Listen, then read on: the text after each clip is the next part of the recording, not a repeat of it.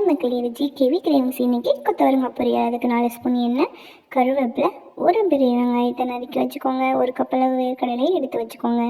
200லேருந்து 250 gram கொத்தவரங்காயை எடுத்துக்கிறோம். கடாய் காஞ்சதும் நம்ம எண்ணெயை ஊற்றிட்டு அதில் கடுகு போட்டுக்கிறோம்.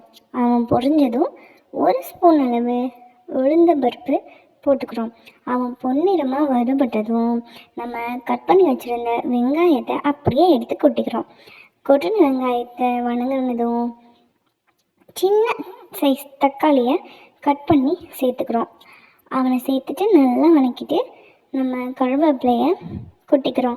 கருவேப்பிலை கொட்டினதும் கொஞ்சமாக உப்பு சேர்த்துக்கிறோம். அடுத்து நம்ம வேக வச்ச கொத்தவரங்காய் இருக்கு இல்லையா, அவனை ஃபுல்லாக சேர்த்துட்டு நல்லா வணக்கிக்கோங்க. நல்லா பொறுமையாக அடுப்பை சிம்மில் வச்சுட்டு வணக்கிக்கிறோம். அவனோட நம்ம தேவையான அளவு உப்பு சேர்த்துக்கிறோம். அடுத்து 1/4 ஸ்பூன் அளவு மஞ்சள் தூளை சேர்த்துக்கிறோம். சேர்த்ததெல்லாம் நல்லா வணக்கிட்டு நம்ம எடுத்த வேர்க்கடலையை நல்லா அரைச்சிட்டு அவனை சேர்த்துட்டு 1.5 ஸ்பூன் அளவு மிளகாத்தூளை தூவி வணக்கணுன்னா தலைவர் ரெடி. ஓகே, பாய்.